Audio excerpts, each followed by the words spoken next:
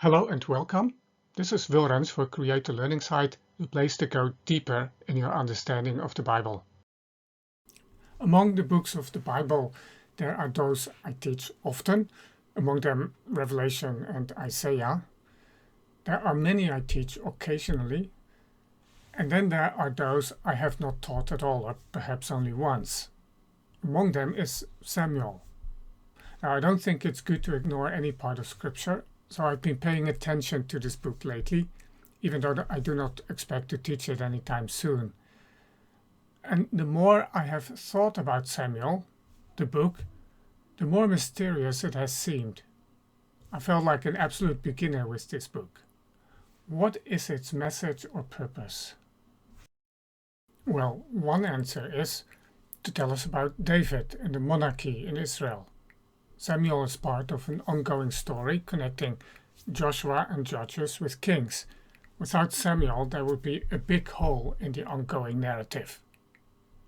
That answer is true as far as it goes, but there's much in the book of Samuel that's not needed to accomplish this. And notice this, the other three books in the continuing story have a very clear focus beyond simply telling the story of Israel. Joshua documents God's faithfulness in enabling Israel to settle in the land of promise. Judges shows Israel's unfaithfulness in that land.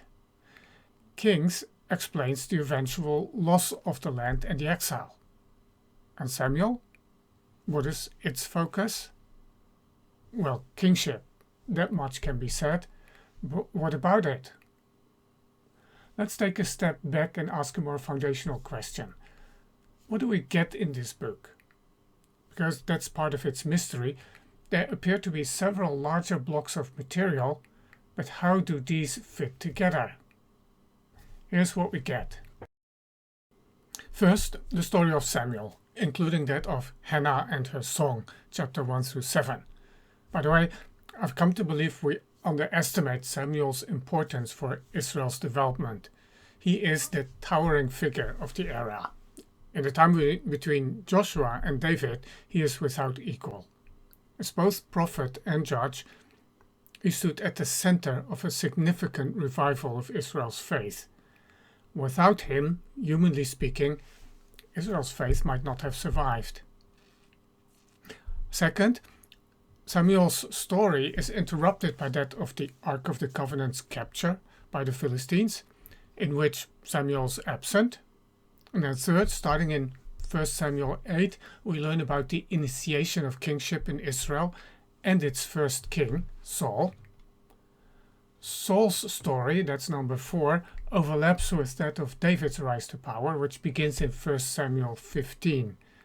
The end of this, source, as some people see it, is less clear, perhaps 2 Samuel 5.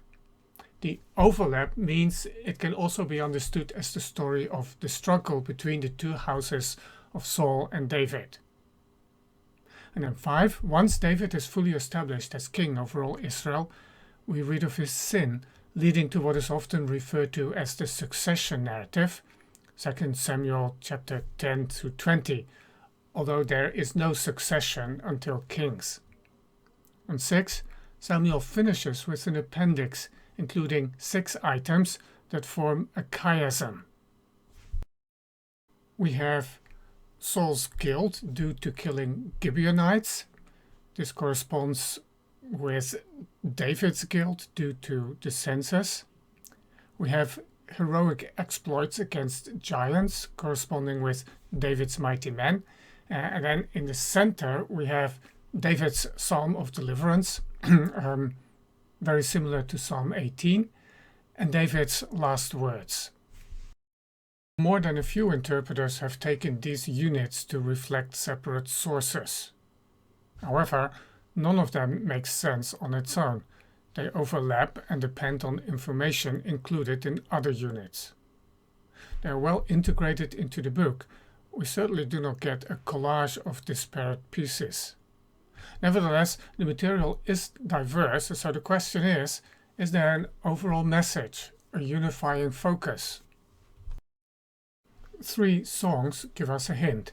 They are strategically placed at the beginning, in the middle and at the end.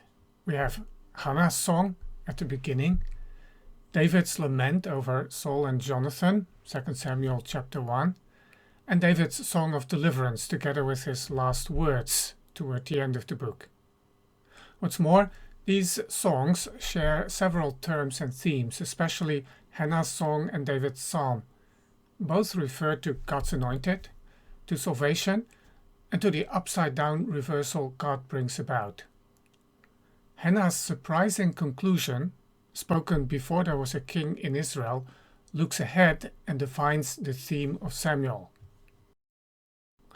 The Lord will give strength to his king and exalt the horn of his anointed. His king, his anointed. It is Yahweh who appoints and provides his people with leadership. David becomes king, but he is an unusual king, until he isn't, in 2 Samuel 11. He does not grab for power, and unlike Joab, he does not strive to hold on to it at any cost. David does not exalt himself. David is far from perfect. For instance, in reaction to Nabal's provocation, he almost eradicates his entire household, 1 Samuel 25. Nevertheless, David stands out as different from normal kings in those days. Once in power, he does not kill those who might become a threat to him later. He is furious with those who kill Ishbosheth, thinking to do him a favor and earn a reward. That Abner is killed is not his doing. He shows kindness to Mephibosheth, Jonathan's son, a potential competitor and heir to the throne. Even in his sin, or should we say precisely then, he is different. He accepts Nathan's rebuke. Still, his affair with Bathsheba is an appalling stain. Notice that the narrative, 2 Samuel 11 through 20, slows down at this point by going into substantial detail compared to other episodes in the book. When David stumbles and acts more like a normal king by taking the woman he craves and having her husband murdered, he opens the door to such leadership in Israel, beginning in his own household. Amnon rapes Tamar. Her brother Absalom kills Amnon. Once he has pardoned, he sets out on an ambitious campaign to make himself king of Israel. And his idea of a king? Well, 2 Samuel 15 verse 1, a chariot and horses and 50 men to run before him.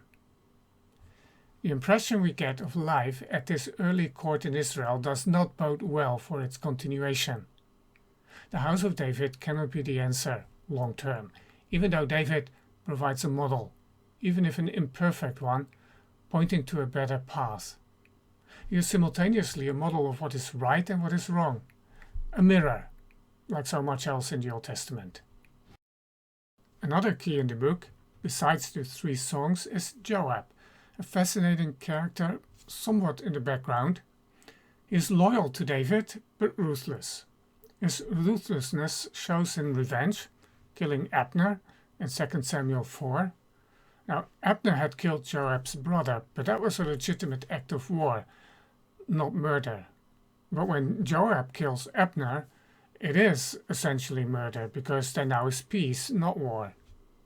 And Joab is equally ruthless when his position as commander-in-chief is threatened. Like Absalom, Joab is an example of the world's way of being a leader. In telling the story of Israel's first kings, the book of Samuel does a lot more than fill the gap between judges and kings. There is a contrast between leadership according to the ways of the world and leadership God's way. God's way is different, and Samuel begins to map out how. David is the model for such leadership, even if imperfectly. Joab and Absalom are its antithesis. So what we get is studies in the use and abuse of power. Leadership based on human ambition may lead to disaster. See Absalom. Only God-given leadership has the potential to do good. The Lord will give strength to his king, and exalt the horn of his anointed. The Lord, not human wisdom or skill or ambition, will bring about the great and direly needed reversal of things. David knew this. It's the theme of his life, expressed both in the first words David speaks in this book, 1 Samuel 17, verse 37, and in the summary of his life toward the end, 2 Samuel 22. In addition, it's illustrated in many of the stories in between. God, the rock, is David's deliverer. That's the secret of David's legacy, and it should be ours.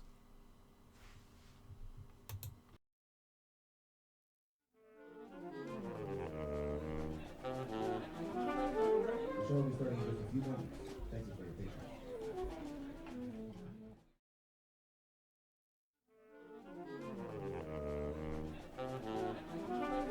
The show will be starting in just a few moments. Thank you for